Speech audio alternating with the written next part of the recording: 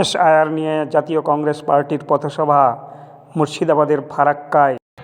আগামী 27 তারিখ অধীর রঞ্জন চৌধুরী মহাশয়ের ডাকে যে বহরমপুর টেক্সটাইল মোড়ে দুপুর 1 ঘটিকার সময় আমাদের বিশাল জনসভা অনুষ্ঠিত হতে যাচ্ছে। আপনাদের এসআইআর সংকীর্ণ দাবার নিয়ে তার আহ্বানে আমরা আপনাদেরকে জানাতে এসেছি।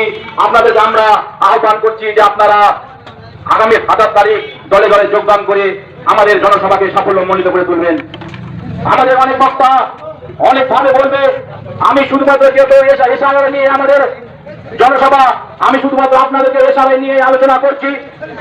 যে অনেকে হয়তো এখনো ফর্ম ফিল আপ করা হয়েছে, অনেকজন এখনো ফর্ম ফিল আপ করেননি, তারা কেউ ঘাবড়াবেন না।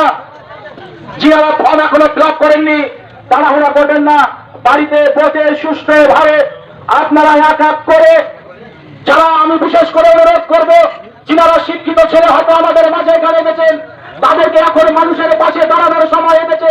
আপনাদেরকে অঙ্গীকারবদ্ধ হতে হবে যে আমার পাড়ার, আমার বুথের, আমার গ্রামের যারা শিক্ষিত ছেলে সবাই মিলে যৌথভাবে পাশের বাড়ির ফর্মটা ফিল আপ করতে আপনাদেরকে হবে। আমরা মুসলমান সমাজে বসবাস করি, সেদিক থেকে আমাদেরও একটা পুণ্যের কাজ হবে। তারপরে পরে আমাদের মানুষের কাছে আমরা পৌঁছাতে পারবো। মানুষের দুয়ারে আমরা যদি 26 সালে আমরা সেই বাইরে যখন ভোট চাইতে যাব, তিনারা আমাদের প্রতি সহনশীল হবে।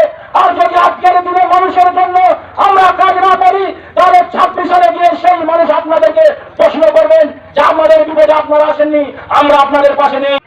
যদি কারো 2002 লিস্টে নাম না থাকে, কিন্তু যারা ফর্ম পাবেন, যিনাদেরকে বিএলও ফর্ম দিবে, বিশেষ করে কোনো যদি ডকুমেন্ট না থাকে আপনার, ফর্মটা আপনি কিন্তু ফিল আপ করবেন।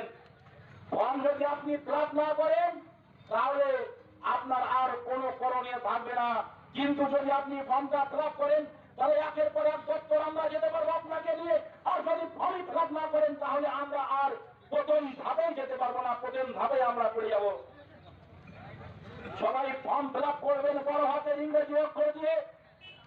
যদি সম্ভব হয় 2002 লিস্টে যদি পাশে ব্র্যাকেট দিয়ে বাংলাটা লেখা থাকবে, যেহেতু যদি বাংলাটা পারেন তাহলে ব্র্যাকেটে লিখে দিবেন।